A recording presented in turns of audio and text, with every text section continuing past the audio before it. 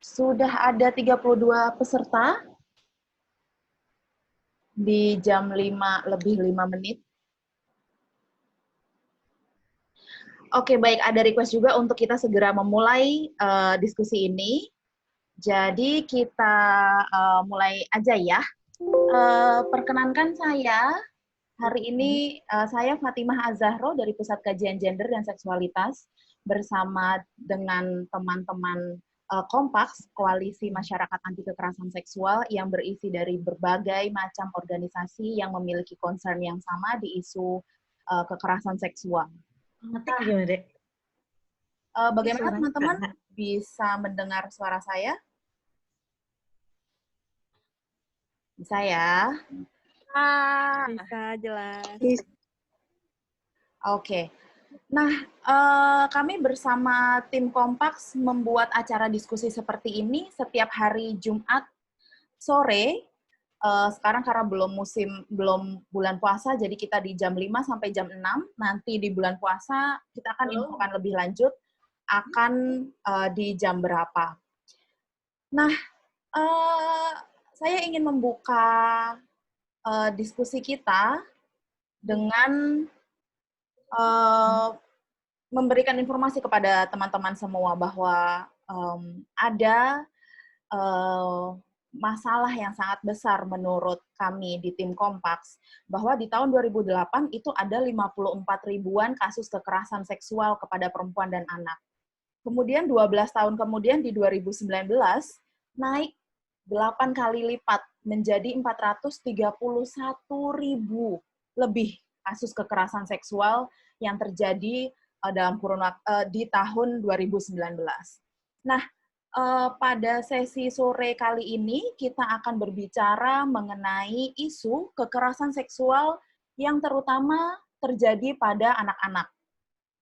Kalau menurut catatan Komnas Perempuan di tahun 2019 itu ada 1.417 kasus kekerasan seksual kepada anak. Sedangkan di tahun selanjutnya, di Catahu tahun 2020, naik 65% menjadi 2.341. Nah, ini kan sangat mengkhawatirkan sekali ya. Di sini kita sudah bersama dengan Kak Gisela. Kak Gisela Tani Pratiwi ini adalah seorang psikolog klinis di Yayasan Pulih. Kak Gisela ini berpengalaman mendampingi anak-anak jalanan ketika masa kuliah. Hal inilah yang kemudian membentuk kepeduliannya terhadap berbagai macam isu anak dan remaja. Nah, selama menjadi psikolog klinis dengan spesialisasi penanganan untuk anak dan remaja, Kak Gisela ini selalu menangani kasus-kasus konseling maupun pemeriksaan psikologis untuk kasus-kasus kekerasan kepada anak, baik itu permasalahan emosi, trauma, dan lain sebagainya. Beliau percaya bahwa tumbuh kembang anak itu sangat dipengaruhi oleh lingkungan sekitarnya. Kak Gisela ini mulai berpraktik dan berkarya mulai tahun 2010 hingga saat ini. Saat ini beliau bekerja sebagai psikolog klinis profesional di Yayasan Pulih di Pasar Minggu, dan juga di Pulih at the Peak, dan di Psychoec Integra Cikini. Beliau juga merupakan psikolog part-time di Panti Asuhan Balita Tunas Bangsa di Bambu Apus, Jakarta Timur, dan Panti Asuhan Putra Utama di Tebet. Beberapa kali beliau dipercaya menjadi konsultan di Yayasan Pulih maupun secara independen dalam pengembangan beberapa pedoman penanganan psikologis pada isu anak dan perempuan. Nah, kita bisa kontak dengan Kak Gisela yang akan memberi berbagi informasi atau berbagi pengetahuan kepada kita semua di sini mengenai apa sih sebenarnya kekerasan seksual terhadap anak itu, kok bisa terjadi ke anak-anak. Kita pikir ya perempuan yang bajunya minim aja atau perempuan yang keluar malam. Tapi ternyata anak-anak di rumah maupun di sekolah itu sangat rentan menjadi korban kekerasan seksual. Saya persilahkan Kak Gisela di sini untuk mengambil alih. Dan ada presentasi apakah ingin ditampilkan sekarang, Kak? Oh ya, boleh. Mungkin sebelumnya saya menyapa dulu ya, teman-teman ya. Oke, selamat sore teman-teman semua. Senang banget. Ini udah ada 43 ya, 43 yang hadir di sini. Terima kasih untuk Kompaks mempercayai saya sebagai wakil dari Yayasan Pulih.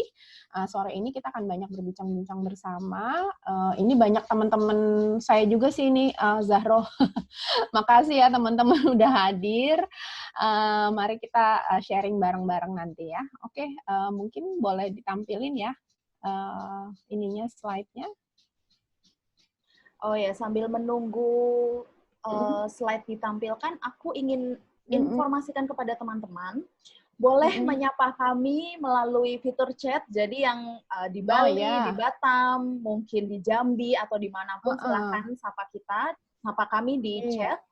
Kemudian kami punya aturan main. Jadi sesi diskusi ini akan berjalan selama kurang lebih 30-35 menit antara moderator dengan narasumber.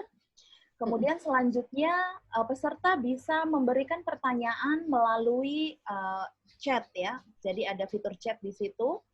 Tolong tuliskan passwordnya, yaitu Jubaidah mau tanya dong, supaya kita bisa membedakan antara apakah itu pertanyaan atau komentar, atau teman-teman mungkin bisa juga sharing pengalaman selama ini seperti apa.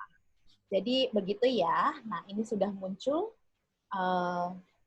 presentasinya. Silahkan dilanjutkan. Baik, aku lanjutkan ya, Zahro ya. Sebentar. Baik, jadi teman-teman, sore ini kita akan membicarakan mengenai kekerasan anak ya.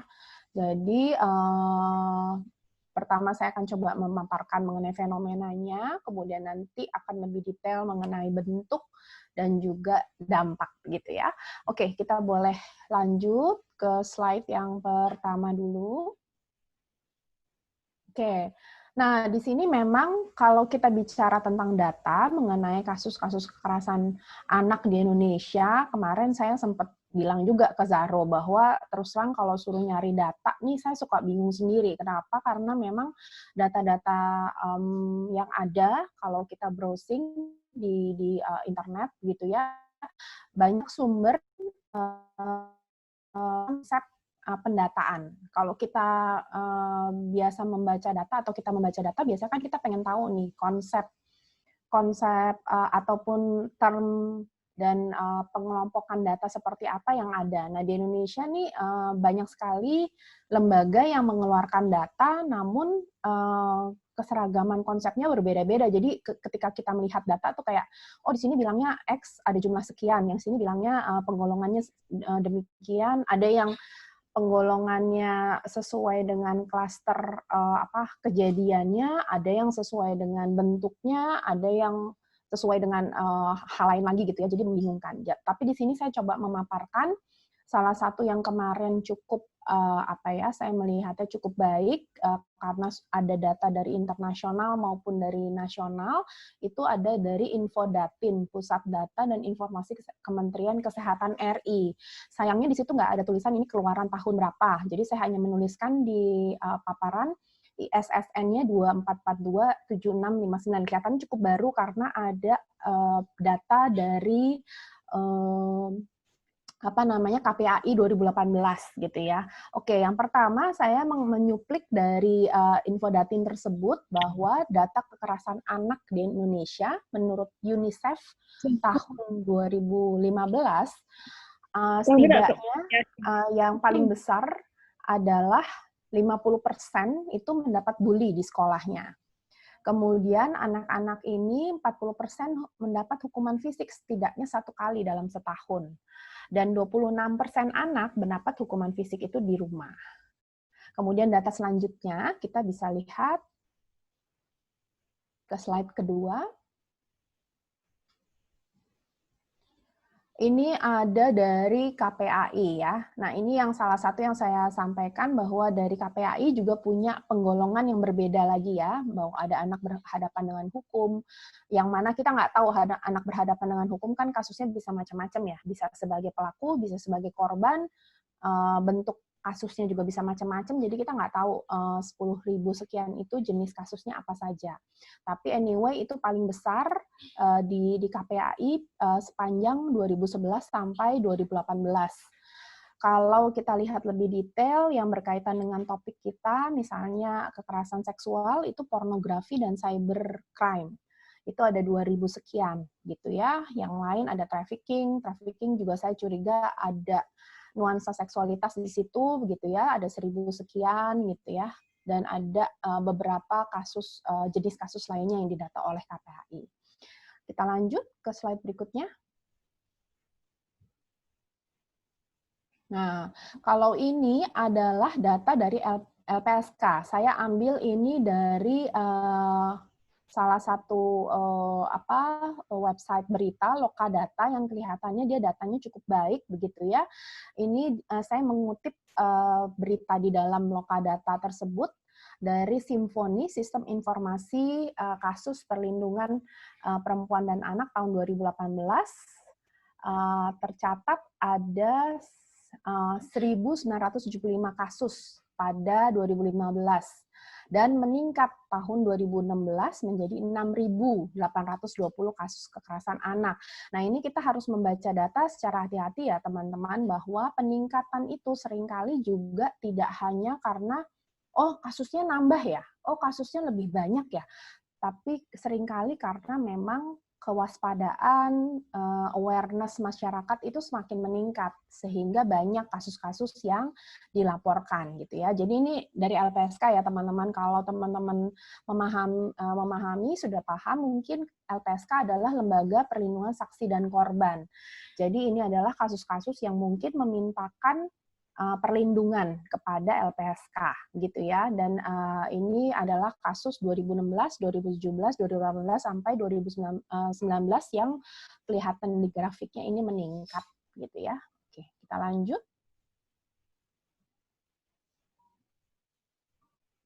Oke. Nah, ini ada saya temukan menarik. Saya screenshot dari Infodatin kembali lagi gitu ya.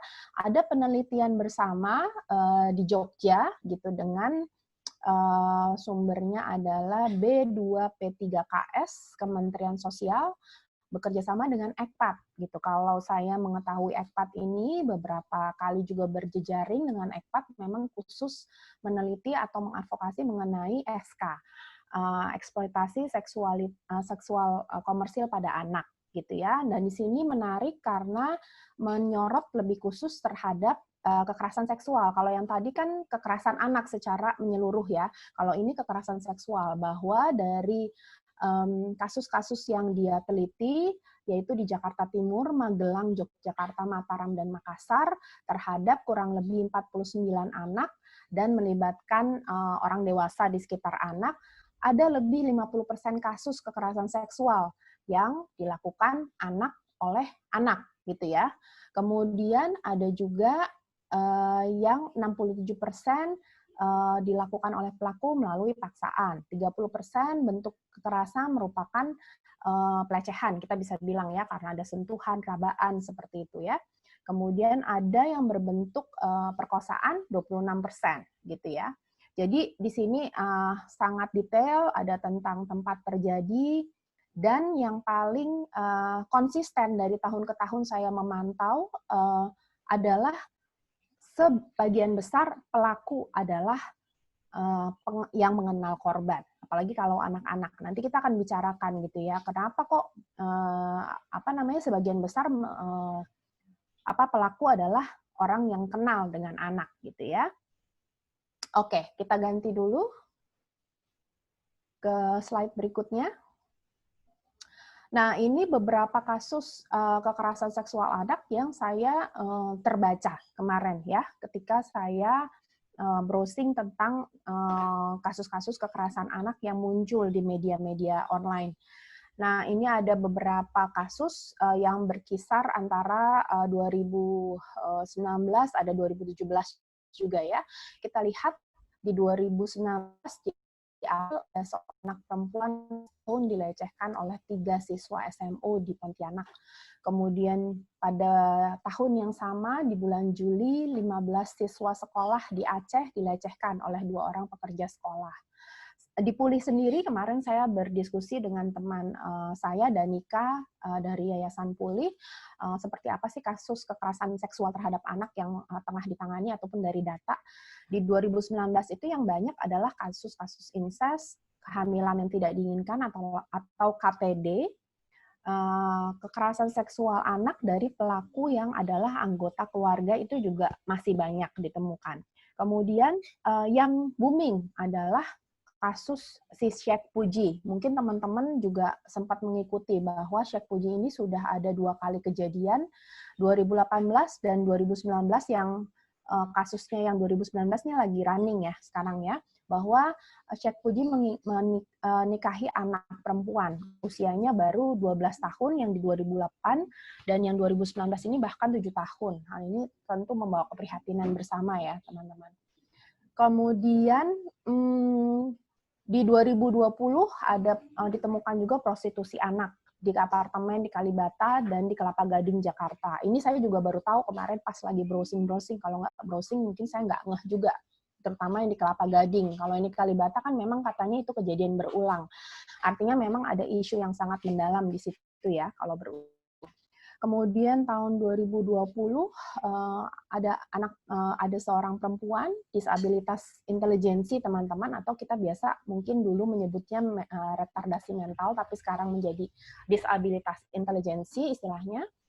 22 tahun diperkosa hingga hamil oleh ayahnya di Solok dan Sumbar gitu ya. Dan di 2017 sampai 2019 ada kasus incest bahwa anak diperkosa oleh ayah tirinya berulang kali. Dan kasus-kasus ini menggambarkan fenomena khas di kekerasan seksual anak di Indonesia, bahwa ada kasus incest yang mana pelakunya adalah bisa jadi orang tuanya sendiri, bisa orang tua kandung atau bahkan kerabat. Kalau saya pribadi pernah menangani yang pelakunya adalah kakeknya gitu ya. Kemudian ada juga pernikahan usia anak. Ada juga pelaku dari anak sendiri gitu ya. Jadi ada yang kejadiannya memang korbannya anak, pelakunya juga anak gitu ya. Jadi itu saya rasa cukup khas dengan fakta-fakta kasus kekerasan seksual anak. Oke, kita lanjut dulu ke slide berikutnya. Nah, ini yang tadi saya juga berikan sedikit catatan ya teman-teman. Ketika kita melihat data, kita perlu mengingat bahwa data-data tersebut adalah data-data yang ada di permukaan. Jadi kalau kita membaca data kasus-kasus kekerasan terhadap anak dan terhadap perempuan, biasanya adalah fenomena gunung es. Artinya yang kita ketahui adalah kasus-kasus yang melaporkan, yang ada di polisi mungkin, yang ada di lembaga-lembaga layanan pendampingan, yang ada di lembaga-lembaga penanganan, misalnya P2, TP2A, dan seterusnya. Tapi jumlah kasus yang sesungguhnya kita nggak pernah tahu, karena itu selalu ada di bawah permukaan. Nah, untuk isu kekerasan seksual, mengapa hal itu tetap ada di bawah permukaan? Karena memang ada secara maknanya gitu ya, seksualitas adalah isu yang cukup pribadi dan tabu di masyarakat untuk dibicarakan. Padahal kasusnya sangat banyak dan saya percaya jumlah-jumlah kasus yang ada di data-data kita itu sebenarnya jauh lebih dari itu gitu. Oke, kita lihat dulu selanjutnya. Nah, ini kita sedikit ingin memahami mengapa anak rentan mengalami kekerasan dalam berbagai macam bentuk. Pertama, kita harus memahami bahwa kita melihat dari sudut pandang anak. Pola pikir anak ini masih sangat sederhana. Jadi secara perkembangan secara psikologisnya, anak masih berpikir tidak sekompleks dari orang tua gitu ya. Contohnya aja misalnya saya pernah baru-baru ini menangani seorang klien, memang usianya sudah dewasa, tapi dia mengalami kekerasan seksual dari paman, yaitu pada usia kurang lebih mungkin TK atau kelas satu SD saya agak lupa, tapi pada saat pertama kali terjadi, dia tidak memahami apapun, sehingga dia tidak merasa hal itu sesuatu yang salah. Apalagi memang mungkin orang yang melakukan ini dekat dengan dia, jadi seakan-akan ini sesuatu yang oke-oke aja, nggak ada permasalahan gitu ya. Jadi dan ketika dia beranjak bertambah usianya, baru dia menyadari dan baru dia berani melawan. Karena selama itu terjadi dia tidak berani, tidak ada tidak cerita ke siapapun, begitu ya. Karena dia merasa ya ini mungkin emang nggak usah diceritain sama siapapun gitu.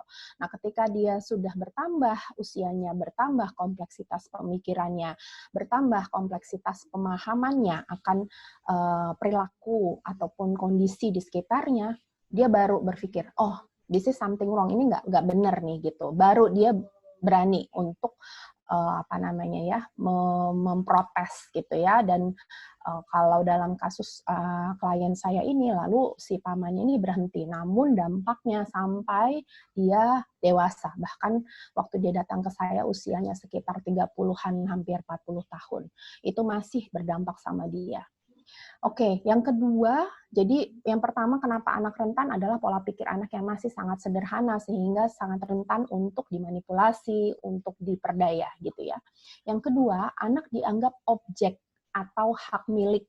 Jadi anak ini dalam masyarakat kita dianggap bahwa kan cuman anak. Kamu tahu apa sih sebagai anak gitu ya. Ada sikap-sikap seperti itu yang sehingga membuat si anak ini menjadi posisinya lemah atau dilemahkan. Makanya tentu anggapan ini akan banyak melanggar hak-hak anak juga ya, karena kan salah satu hak anak adalah bersuara gitu ya, berpendapat. Tapi kebanyakan masih dianggap sebagai, oh anak tahu apa sih gitu ya. Yang ketiga adalah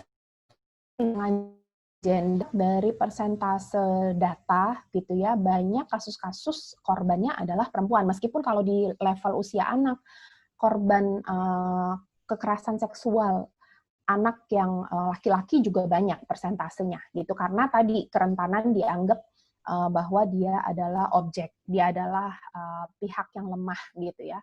Nah, tapi dalam kasus-kasus kekerasan seksual pada anak perempuan itu kelihatan sekali karena adanya ketimpangan gender, karena perempuan dianggap lebih lemah, dianggap bisa mudah diobjektifikasi dan seterusnya. Kemudian yang selanjutnya adalah yang membuat rentan juga adalah masyarakat banyak yang masih permisif. Permisif itu artinya sangat ya cuek aja gitu, cuman begitu aja, nggak masalah kok, ntar juga selesai dengan sendirinya, nggak akan kok ada dampaknya ke anak dan seterusnya. Dan mungkin karena mereka juga kurang memahami kekerasan terhadap anak itu apa saja dan dampaknya seperti apa. Apakah is it okay kalau kita setiap hari ngata-ngatain anak kita, misalnya melemahkan anak kita, kan cuman kata-kata doang misalnya, atau kan cuman sekali doang, paling 2 kali sekali kita pukul ataupun kita cubit, kayaknya nggak apa-apa deh, dulu saya seperti itu dari orang tua. Jadi kurang pemahaman seperti itu yang jadinya permisif gitu ya, jadinya ya udah dibiarkan aja gitu ya. Jadi ini faktor-faktor yang saya lihat, mungkin nanti dari teman-teman dari diskusi ada tambahan ya, kenapa kok anak jadi rentan banget, banyak banget gitu ya korban anak gitu. Kita lanjut dulu ke slide berikutnya. Oke, kita lihat, meskipun saya yakin banyak teman-teman di sini yang sudah banyak memahami bentuk-bentuk kekerasan terhadap anak adalah fisik, psikis, seksual, dan penelantaran. Kalau kekerasan berbentuk fisik sudah jelas bahwa kekerasan yang mengakibatkan luka yang terlihat secara fisik, begitu ya. Kemudian kalau psikis mencakup kekerasan yang memang bentuknya seringkali tidak kelihatan secara kasat mata karena bisa berbentuk verbal, bisa berbentuk sikap, gitu ya, bisa mungkin bentuk-bentuk yang tidak terlihat secara nyata, gitu ya. Kemudian ada seksual. Seksual nanti kita akan bahas bentuk-bentuk spesifiknya seperti apa saja yang mungkin dialami oleh anak. Kemudian kalau kita membahas kekerasan terhadap anak, memang yang paling khas adalah bentuk penelantaran. Jadi kalau penelantaran ini adalah kegagalan si caregiver atau pengasuh anak untuk memenuhi kebutuhan dasar si anak gitu ya. Jadi misalnya kebutuhan apa saja, papan, sandang, pangan, termasuk pendidikan, kesehatan seperti itu yang seharusnya bisa dipenuhi oleh si pengasuhnya, oleh pengasuh utamanya, tapi tidak dipenuhi gitu ya, dengan kompleksitas dan alasannya masing-masing gitu, dinamikanya pasti banyak sekali. Oke, kita lanjut ke slide berikutnya. Oke, nah ini saya coba untuk lebih menspesifikasi bentuk kekerasan seksual terhadap anak. Dan ini memang saya mengacu kepada 9 bentuk kekerasan seksual yang dicantumkan pada RUU Penghapusan Kekerasan Seksual dan juga yang ada di Infodatin ya, Kemenkes yang tadi saya rujuk ya. Jadi kalau kita pahami bahwa ternyata bentuk kekerasan seksual terhadap anak tidak hanya perkosaan, atau kalau di Undang-Undang Perlindungan Anak sekarang ini disebutnya pencabulan gitu ya. Biasanya kalau kita ada kasus ini adalah ada pencabulan, nah itu biasanya perkosaan teman-teman. Kemudian ada juga pelecehan. Nah pelecehan ini yang kadangkala sumir atau tidak bisa langsung banyak orang langsung bilang, oh itu adalah kekerasan seksual. No, pelecehan tetap masuk kekerasan seksual. Pelecehan itu apa? Intinya adalah segala gesture, sikap, bahasa tubuh yang mengarah ke seksualitas yang belum ada penetrasi. Kalau perkosaan ada penetrasi ya. Kalau pelecehan seksual tidak terjadi penetrasi, tapi selain itu, misalnya memegang bagian intim gitu ya, memegang bagian kelamin, termasuk juga misalnya memperlihatkan alat kelamin, meminta anak berpakaian minim, berpakaian dalam atau tidak berpakaian baik secara langsung tatap muka ataupun secara online gitu ya, banyak juga kasus-kasus seperti itu pelecehan dan itu masuk ke dalam kekerasan seksual gitu ya. Kemudian ada SK, eksploitasi seksual komersil anak. Jadi anak-anak yang dieksploitasi atau diperjualbelikan dengan tujuan seksual. Ini di Indonesia saya pernah mendengar hasil penelitiannya ECPAT gitu ya, bahwa di beberapa daerah-daerah kantong pariwisata terutama gitu ya, banyak sekali jaringan untuk mengeksploitasi anak-anak secara komersil gitu ya, dengan tujuan seksual. Dan ini seperti rahasia umum yang sangat memprihatinkan karena anak-anak Indonesia menjadi mangsa gitu, dimangsa gitu oleh para predator seksual ini.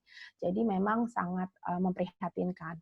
Kemudian juga yang masih memprihatinkan adanya pernikahan usia anak yang beberapa dekade ini masih penurunannya itu melambat di Indonesia gitu. Jadi 10 tahun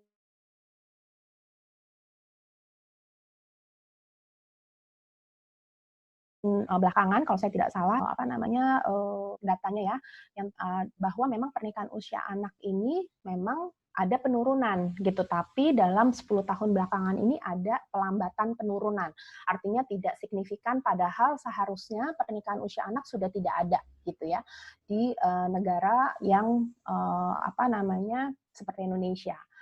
Yang selanjutnya yang banyak kontroversial juga adalah sunat perempuan gitu. Kenapa sunat perempuan saya masukkan ke kekerasan seksual terhadap anak? Karena banyak kasus-kasus yang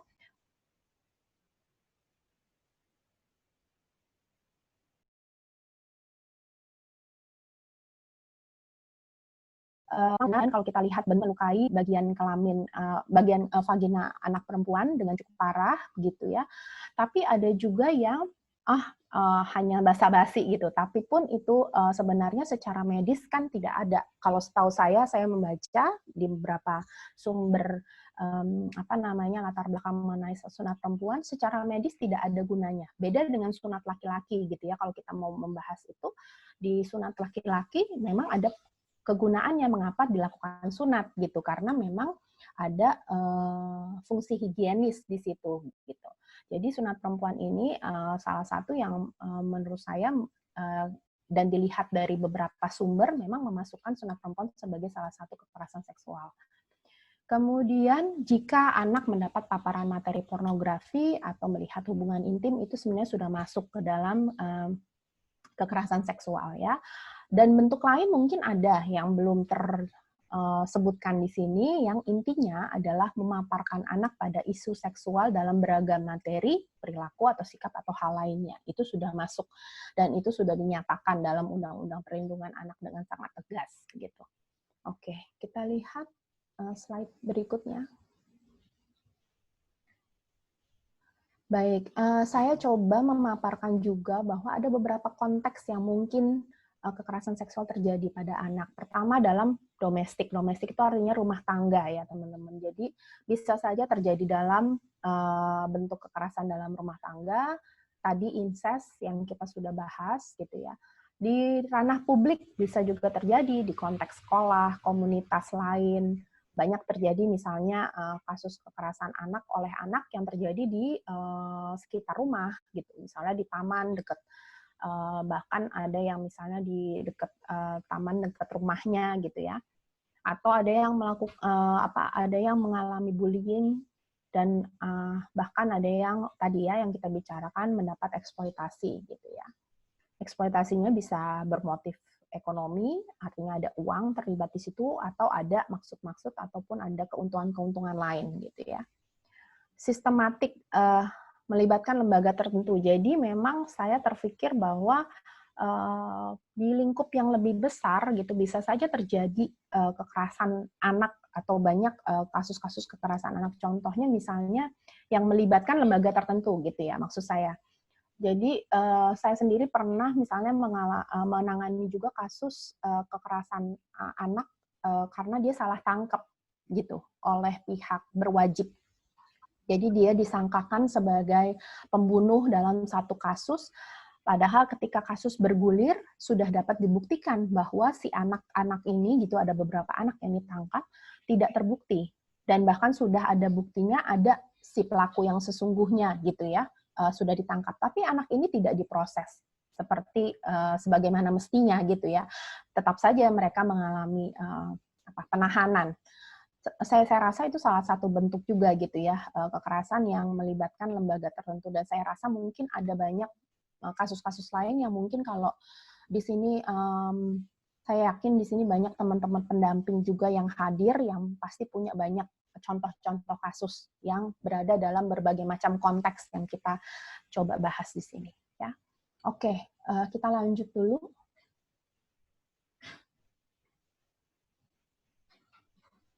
Nah, ini kita masuk ke dampak ya teman-teman. Jadi dampak kekerasan seksual pada anak itu seperti apa?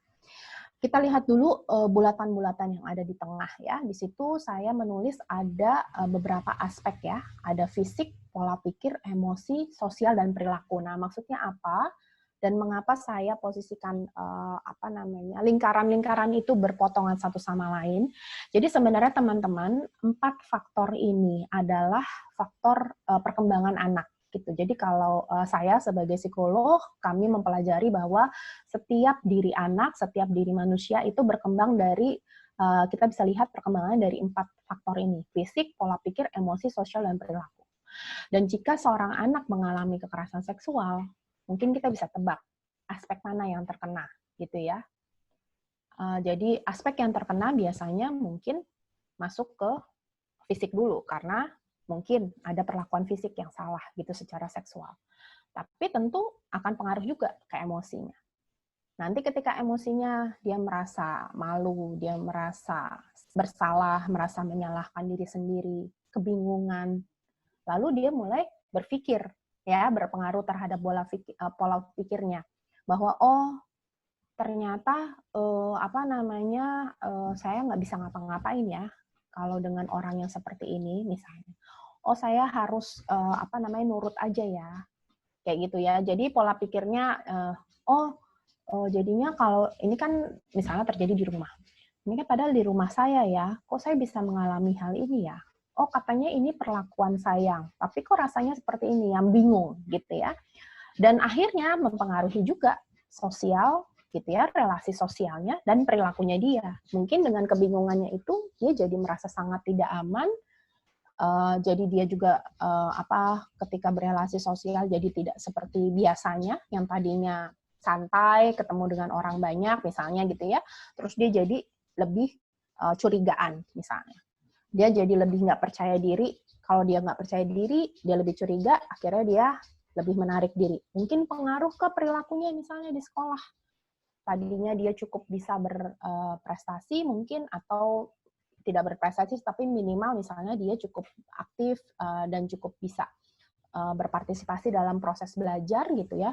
Karena dia merasa sangat bingung, sangat cemas, sangat khawatir, tidak tahu harus berbuat apa, pola pikirannya sudah terdistorsi, jadinya dia akhirnya juga nggak optimal gitu misalnya di sekolah. Itu hanya salah satu contoh aja ya teman-teman. Karena dampak ini kita bisa lihat di kotak-kotak yang kita beralih ke kotak-kotak yang ada gitu ya.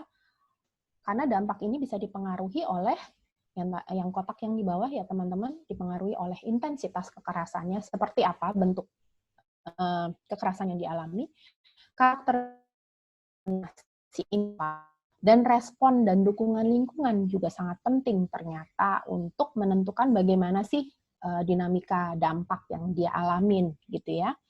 Dan tadi kenapa saya buat lingkarannya itu saling berpotongan? Karena ternyata dampak ini nggak bisa cuman berpengaruh di salah satu aspek saja.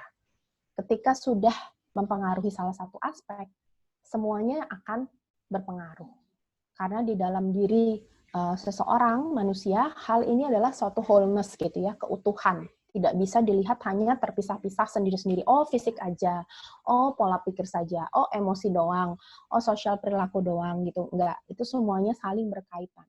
Jadi kalau salah satu terkena, biasanya aspek lain juga akan punya terkena. Meskipun bisa saja itu menjadi respon ataupun dampak yang segera atau tertunda.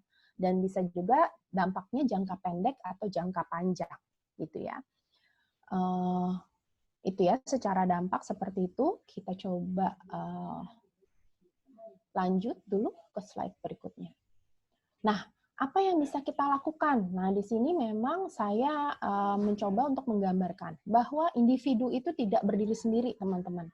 Kalau ini saya ambil dari sebuah WordPress gitu ya, menggambarkan mengenai teori psikososial dari Bronfenbrenner. Kalau teman-teman yang mempelajari teori sosial ataupun psikologi mungkin sudah cukup familiar dengan teori ini, tapi kalau teman-teman yang lain jangan khawatir.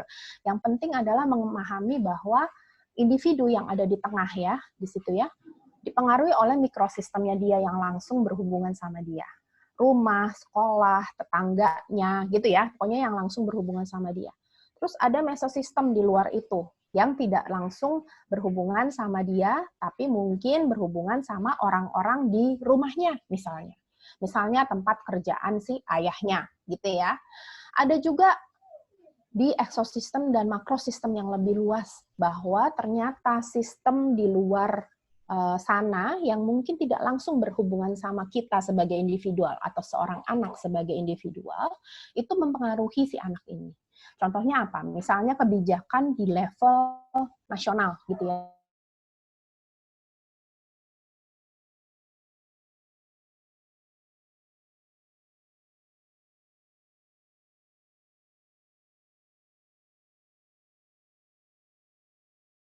Teman-teman. Misalnya si kementerian, pasti si anak-anak kan ya, gitu ya. Padahal mungkin anak-anak tidak langsung berhubungan sama si kementerian tersebut gitu ya. Tapi jadi dengan kesimpulan melihat pengaruh ini, yang dapat dilakukan harus sesuai dengan masing-masing level tersebut gitu ya. Dan masing-masing level tersebut bisa punya peranannya masing-masing, punya otoritasnya masing-masing, apa yang bisa dilakukan gitu. Dan kita tinggal, kalau dari teman-teman sendiri, saya yakin kan banyak bervariasi nih peranan-peranannya, bisa berefleksi kira-kira peranan kita bisa sampai mana ya, kapasitas kita sampai mana ya gitu. Apa yang bisa kita lakukan untuk mungkin dari segi preventifnya mencegah jangan sampai ada kekerasan seksual, atau jangan sampai ada kekerasan terhadap anak, atau dari kuratifnya, bagaimana saya menangani, membantu mereka-mereka yang sudah terkena, gitu ya. Nah, itu yang kita perlu sadari bersama-sama. Kapasitas kita apa yang bisa kita lakukan, gitu ya. Oke, kita lanjut. Ya, ini ada sedikit guidelines atau tips ya teman-teman, apa yang dapat dilakukan jika kita menemukan kasus kekerasan terhadap anak. Ini saya coba bikin akronim atau singkatan gitu ya, ada AMAM ya. A itu amankan anak, pastikan perlindungan baginya. Jadi jika kita menemukan kasus kekerasan terhadap anak, yang paling pertama kita lakukan adalah coba kita dengarkan dulu. Apa sih yang dia butuhkan? Apa sih yang bisa membuat dia lebih aman, dan kita coba untuk memenuhi itu, keamanannya dia. Yang kedua, menghubungi pihak keluarga atau kerabat yang aman.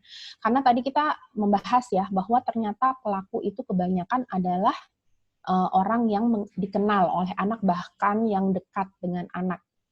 Nah, jadi kita perlu hati-hati, apakah pihak yang kita hubungi, pihak keluarga atau kerabat itu adalah orang yang aman untuk anak. Ya. A yang kedua, atau tadi A, M, terus yang sekarang A lagi adalah akses kebutuhan anak. Jadi berikan akses, kita mencoba untuk memenuhi kebutuhan segera anak. Misalnya ketika kita menemukan anak, dia dalam posisi yang sangat lemes, mungkin ada luka, kita coba, berarti kalau dia luka, berarti dia kebutuhan segeranya adalah pengobatan, gitu ya. Kita coba P3K. Kalau ada luka yang lebih parah, mungkin kita beri akses atau kita bantu dia untuk mengakses layanan medis misalnya. Atau dia butuh tempat untuk beristirahat sejenak gitu ya. Mungkin kita coba persilahkan untuk duduk dulu mungkin, untuk dia perlu minum untuk menenangkan diri dan seterusnya. Jika dia masih menangis, mungkin kita menemani dia gitu ya di tempat yang aman tadi. Dan M yang terakhir adalah menghubungi pihak berwajib terdekat gitu ya. Jadi di tempat kita masing-masing teman-teman biasanya ada Polres UPPA atau Unit Perlindungan Perempuan dan Anak.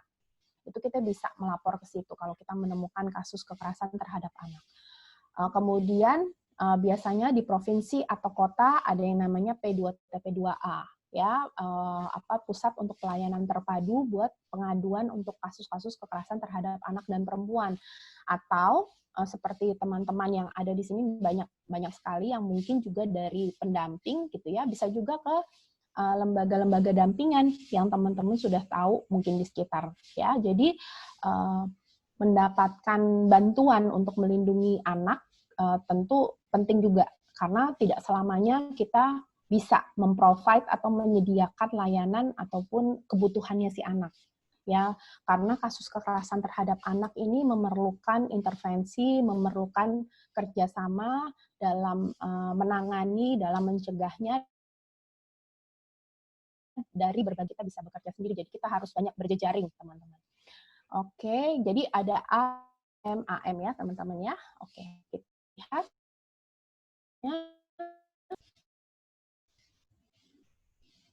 Baik, sepertinya slide terakhir ya. Kita lanjut. Oke, ini sedikit pesan sponsor, teman-teman. Jadi saya ingin, sepertinya tadi paparannya sampai pada dampak ya, Zahro mungkin, atau moderator. Dan ini ada sedikit informasi saja mengenai Yayasan Puli, teman-teman bisa baca sendiri, saya tidak menyampaikan secara langsung. Saya rasa itu akhir maksudnya itu slide terakhir saya, gitu ya. Oke, mungkin aku kembalikan dulu ke Zahro atau ke moderator.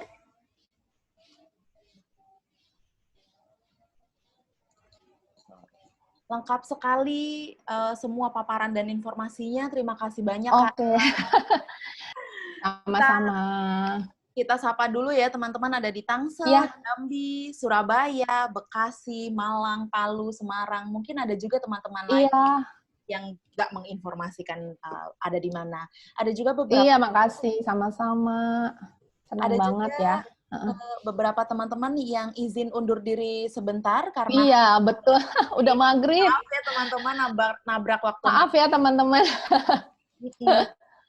Nah, di sini tadi ada yang dari Palu ya. Oh ya, gimana? yang tadi share juga bahwa kekerasan seksual pada anak itu sangat banyak terjadi setelah kejadian bencana. Jadi baik Ya. kekerasan seksual kepada anak, itu tadi benar bisa jadi dari keluarga ataupun dari pihak luar, dan juga perkawinan anak semakin tinggi karena keluarga merasa perlu mengurangi beban keluarga dengan menikahkan anaknya. Nah, mungkin itu nanti bisa dikomentari oleh Kak Ella. Saya mengundang teman-teman yang lain untuk bertanya. Silakan diketik pertanyaannya di chat dengan diawali dengan Jubaidah mau tanya dong. Ya, gimana Kak ini situasi pasca bencana? Oh iya, jadi tadi saya tadi sambil lihat chat gitu ya. Jadi Zahro tadi menyampaikan bahwa ada keprihatinan dari teman-teman, salah satu dari PKBI ya, kalau nggak salah ya, bahwa setelah bencana ada kasus di mana dinikahi gitu ya, anak dinikahi untuk supaya solusi bagi mengurangi beban ekonomi ya, kalau nggak salah gitu ya, Zahro ya. Oke, ya. Jadi kalau saya mempelajari kasus-kasus pernikahan usia anak, memang ada banyak kasus yang latar belakangnya seperti itu, gitu ya, bahwa supaya mengurangi beban ekonomi keluarga atau supaya anak saya sudah ada yang menghidupi selain saya sebagai orang tua, gitu ya. Ya udah deh dinikahin aja. Padahal kalau lihat dari fenomena kasus, gitu ya, keseluruhan, justru ketika si anak menikah pada usia anak begitu pada usia yang sangat muda, yang mana kebanyakan akhirnya putus sekolah gitu ya. Kebanyakan akhirnya putus sekolah artinya dia sangat minim latar belakang pendidikannya. Tentu kalau latar belakang pendidikannya minim, dia jadi sulit ya cari pekerjaan yang memadai untuk mendapatkan nafkah. Sehingga kita bisa tebak ya, taraf ekonominya ketika dia sudah menikah pada usia anak seperti apa? Apakah akan ada perbaikan? Kalau misalnya pendidikannya rendah, nafkahnya juga minim, ya tentu tidak gitu. Jadi saya rasa itu mitos ataupun mitos yang dikalahkan pada fakta gitu ya, fakta lapangan bahwa ternyata ya itu bukan jawaban. Artinya karena apa? Karena ketika anak mengalami pernikahan usia anak, pertama dari segi psikologis dia belum siap. Dari segi biologisnya juga belum memadai sehingga malah membahayakan bumerang gitu ya terhadap kondisi kesehatannya anak gitu ya. Dan kemudian malah rentan juga mendapat KDRT gitu ya. Kalau lihat dari data rentan mendapat KDRT dan juga ya tadi kondisi ekonominya tidak membaik gitu. Jadinya saya rasa pernikahan usia anak bukan solusi sih untuk permasalahan ekonomi maupun untuk permasalahan yang lainnya gitu. Tapi memang isu pernikahan usia anak ini menjadi salah satu pembahasan yang bisa panjang ya Zahro ya, karena banyak sekali faktornya gitu ya, nilai-nilai budaya, nilai agama interpretasi agama yang diartikan bahwa ya memang harus nikah, bla bla bla, takut takut dosa gitu ya. Padahal kan misalnya kalau ada perilaku seksualitas yang kurang sehat di remaja, harusnya yang diberikan adalah pendidikan seksualitas gitu ya, bukannya ya udah nikahin aja cepet-cepet gitu. It's not solution menurut saya, malah nanti melahirkan masalah-masalah baru gitu, malah dan kalau saya sih secara empatik aja kita pasti ngerasa aduh kasihan banget anak-anak ini yang harusnya punya masa depan yang sangat luas, masa depan yang baik, bahkan mungkin calon-calon pemimpin Indonesia gitu harusnya dia harus terputus cita-citanya dan harus tidak bisa mengembangkan potensinya lebih lagi gitu. Itu sangat disayangkan. Kurang lebih gitu sih Zahro ya. Memang isu perkawinan anak ini bisa jadi satu bahasan besar sendiri ya, Kak? Bener banget. Dan yang pasti dan jelas adalah bahwa perkawinan anak merupakan salah satu bentuk kekerasan seksual, begitu ya? Yes. Nah, ini ada pertanyaan lagi. Menurutku nyambung pertanyaannya dari Belinda Agustia, dia ingin bertanya, Kak Ella, bagaimana caranya agar anak mau terbuka dengan kekerasan yang dialami? Karena kalau anak usia prasekolah, kadang sulit menggalinya karena mungkin anak tidak paham kalau dia mengalami kekerasan. Nah, ini Betul, betul. mungkin agak nyambung juga dengan pertanyaannya dari Imbaniasih Ahmad. Oke. Nah, sorry. Dari Oke. Eni Ratnasari. Mau tanya dong, bagaimana jika anak yang mengalami pelecehan oleh ayah kandung, kemudian tidak berani melaporkan kepada siapapun karena takut dan merasa percuma dan tidak ada bukti pelecehan. Jadi satu pertanyaannya adalah kalau pelecehan dari orang tua, dia kemudian merasa takut untuk bercerita, dan di sisi lain, bagaimana cara untuk menggali anak yang mengalami kasus pelecehan. Jadi memang kasus ini banyak ya, dan menduga ini banyak. Saya belum sempat baca semuanya, teman-teman dari mana aja nih, senang banget gitu ya, tapi saya lihat sekilas banyak adalah teman-teman pendamping gitu, baik profesional maupun pendamping pekerja sosial atau pendamping masyarakat gitu ya. Jadi memang tadi kita pahami ya teman-teman bahwa memang kondisi anak memang sangat masih belum berkembang seluruhnya gitu ya, pemahaman dia juga masih sangat terbatas, bukan karena dia bodoh, bukan karena dia nggak paham ya, karena memang kondisi perkembangan pola pikirnya memang baru sampai situ gitu, karena dia masih usianya mungkin 5 tahun, 6 tahun dan seterusnya gitu ya. Pertama itu kita perlu memahami karakteristik perkembangan anaknya ini udah sampai mana gitu ya. Yang kedua, gimana caranya supaya dia mau cerita ataupun dia bisa, kan kalau dia cerita kita berharap kita bisa bantuin dia gitu kan ya. Nah, yang pertama memang hal yang perlu kita jalin adalah rasa percaya gitu ya. Teman-teman pendamping pasti juga memahami bahwa ketika kita mendampingi kasus, yang paling awal itu adalah kita menjalin rasa percaya dulu gitu ya, supaya dia nyaman, si klien nyaman, si anak ini nyaman. Mungkin bisa dengan metode-metode yang bermain mungkin gitu ya, ngobrol hal-hal yang simple-simple dulu, yang sederhana dulu, tidak harus langsung to the point ke kasusnya, justru itu akan memberatkan baik kita sebagai pendamping maupun kepada si anak gitu ya. Jadi trust-nya dulu gitu ya, rasa percayanya dulu, rasa nyaman dulu dibangun, dan nanti kita coba untuk menanyakan sesuatu yang dari angle-nya nggak langsung to the point, tapi bisa lewat pertanyaan-pertanyaan yang umum gitu. Misalnya kalau kita pengen menggali tentang kejadian, misalnya kejadian di sekolah gitu ya. Ya kita coba tanya aja, sehari-hari kalau di sekolah biasanya mainnya pas waktu istirahat sama siapa misalnya. Gurunya di sekolah siapa aja. Kalau di sekolah biasanya ngapain aja sih misalnya, kayak gitu. Jadi pertanyaan yang umum dulu, yang sebenarnya itu dekat dengan kasusnya gitu, tapi kita tidak to the point, si X atau pelaku misalnya, si pelaku ini ngapain kamu gitu. Nah, kita tidak langsung seperti itu mungkin kalau memang anaknya belum langsung cerita. Mungkin dia juga lagi orientasi, istilahnya lagi adaptasi sama kita. Gitu ya. Kemudian tadi ada tentang tidak berani karena pelakunya ayah ya, gitu ya. Pelakunya ayah sehingga dia merasa percuma lapor. Nah, ini memang kalau incest itu salah satu kompleksitas ya, Zahro dan teman-teman gitu ya. Karena banyak kasus-kasus incest yang jadinya si anaknya jadi direviktimisasi lagi gitu, disalahkan ulang oleh si keluarga yang lain. Kenapa kok kamu lapor? Apalagi kalau pelakunya adalah misalnya pencari nafkah utama gitu ya.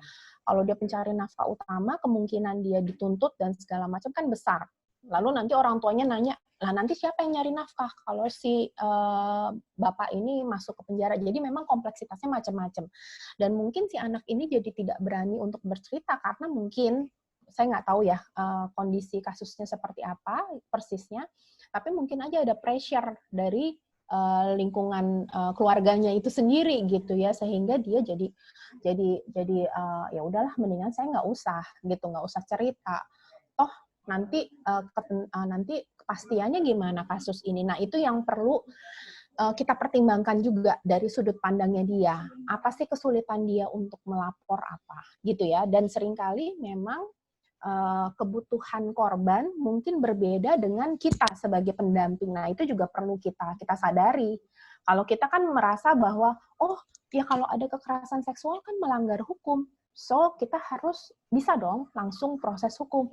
Tapi kalau di korban kan tidak seperti itu sudut pandangnya. Dia baru mengalami baru shock gitu ya, lagi merasa sangat kaget gitu ya. Bertahun-tahun dia harus menyimpan kondisi ini. Jadi dia sangat sulit gitu dengan kondisi tadi yang dampaknya sangat-sangat kompleks juga dan seterusnya.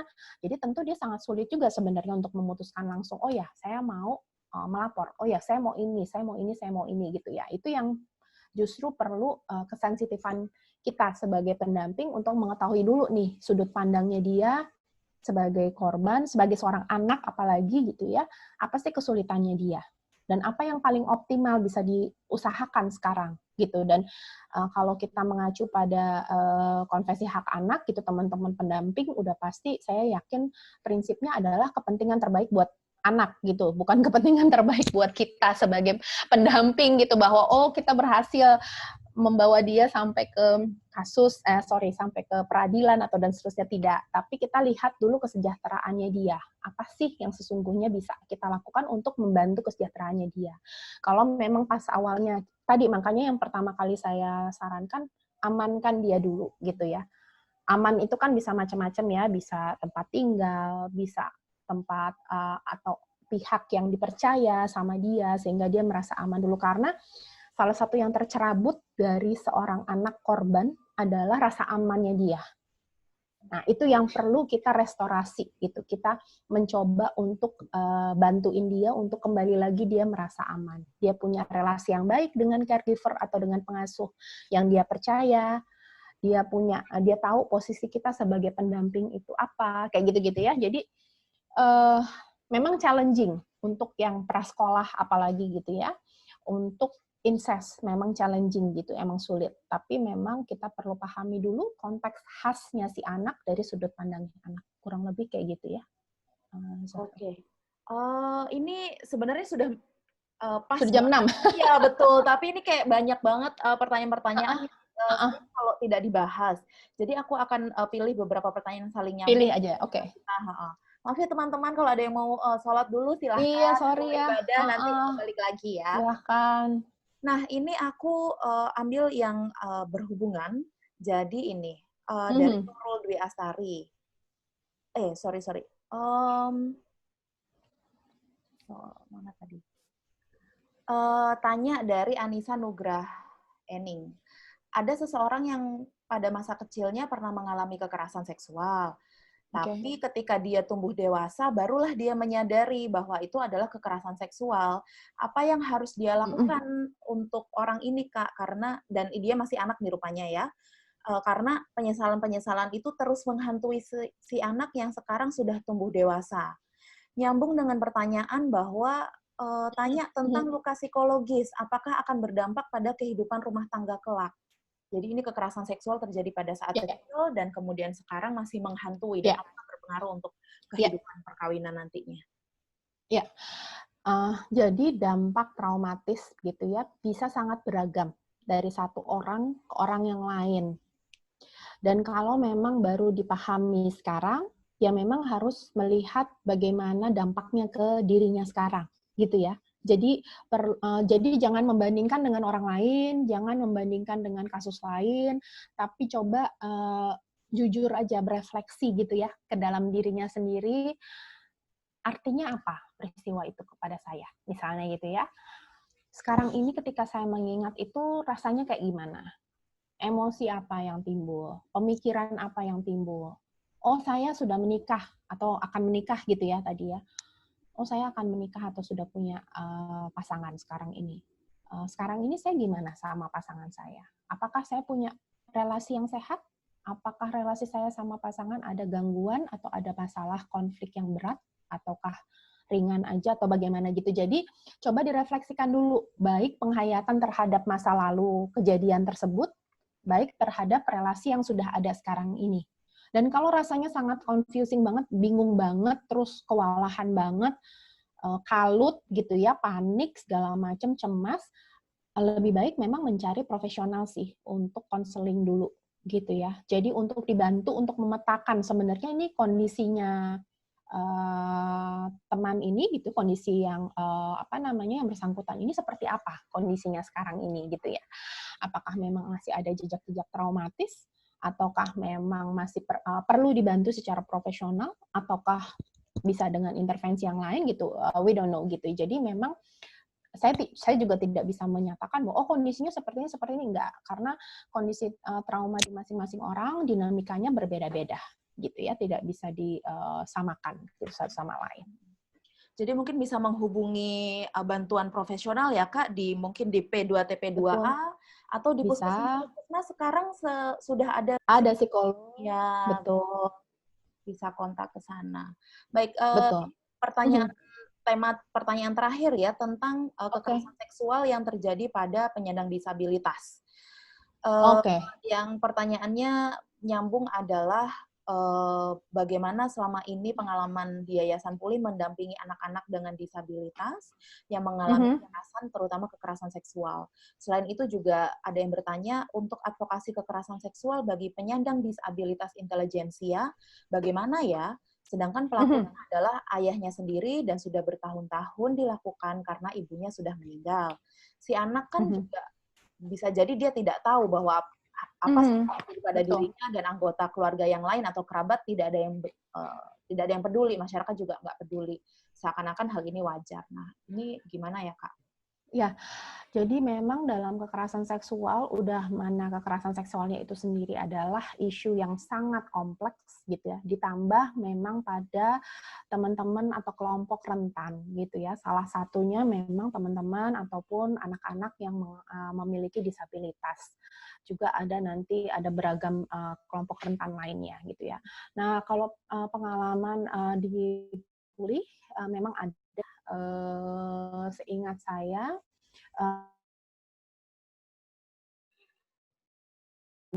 disabilitas gitu ya. Ada juga yang disabilitas intelijensi, dan memang perlu pendekatan yang khusus sih teman-teman jika ada kasus-kasus seperti ini. Pemahamannya memang tidak mudah, harus didahului dengan tadi pasti ada pendekatan personal dulu gitu ya, trust-nya dulu segala macam. Kita pahami juga karakteristik, biasanya kalau dari psikolog-psikolog di Yayasan Pulih, kita pahami juga karakteristik anak ini disabilitas intelijensinya seperti apa gitu, atau punya disabilitas lain juga harus dipahami juga. Kemampuan pemahaman konseptualnya dia terhadap perilaku yang dialami gitu, yang didapatkan dari dia, yang didapatkan dari pelaku. Karena misalnya saja ada yang saya pernah menangani sama teman gitu ya, satu tim, anak ini karena beberapa kasus ya, jadinya mix up. Ada yang disabilitas intelijensi, dia sulit mengekspresikan kejadian gitu ya, tapi ekspresi emosinya jelas. Ketika dirujuk ataupun diasosiasi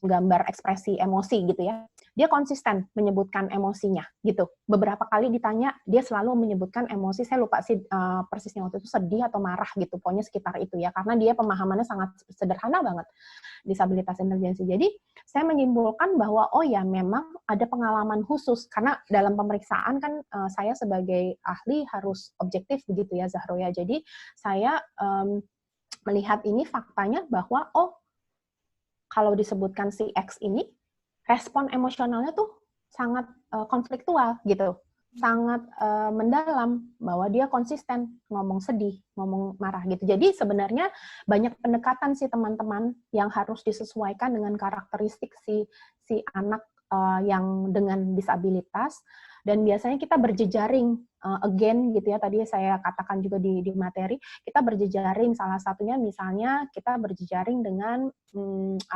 HWDI gitu ya, Himpunan Wanita Disabilitas Indonesia, yang biasanya mereka misalnya punya interpreter bahasa isyarat kah, atau pendamping yang memang biasa mendampingi korban-korban yang disabilitas gitu ya. Karena kan disabilitas sebenarnya range-nya banyak banget ya, tidak hanya disabilitas intelijensi, tapi ada jenis-jenis disabilitas lainnya gitu. Jadi untuk menjawab itu kurang lebih memang kita harus pahami karakteristiknya si korban ini seperti apa, si survivor ini seperti apa karakteristiknya, kemudian kita coba cari cara yang memang sesuai gitu dengan kondisinya dia.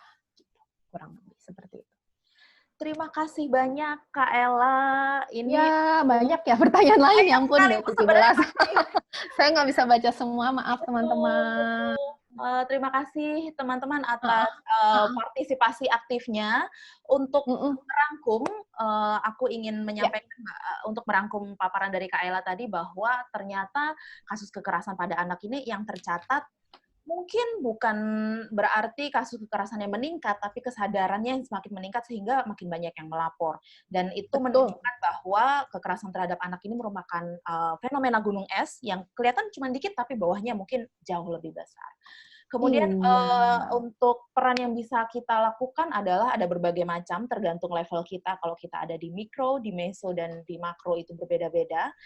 Ketika Betul. kita sebagai individu atau sebagai komunitas melihat ada kekerasan seksual yang terjadi pada anak, yang bisa kita lakukan adalah AMAM, yaitu amankan anak, penuhi kebutuhan, menghubungi kerabat yang aman, yang anak merasa aman dengan keluarga itu, kemudian penuhi akses kebutuhan anak. Apa yang dibutuhkan oleh anak pada saat itu, itulah yang perlu kita penuhi. Kemudian yang terakhir adalah menghubungi pihak berwajib. Di sini bisa kita Betul. hubungi Polres di unit perlindungan perempuan dan anak, atau jika ada P2, TP2A di wilayah masing-masing, itu juga bisa kita kontak untuk bantuan tidak hanya secara hukum, tapi juga perlindungan secara fisik dan secara psikologis.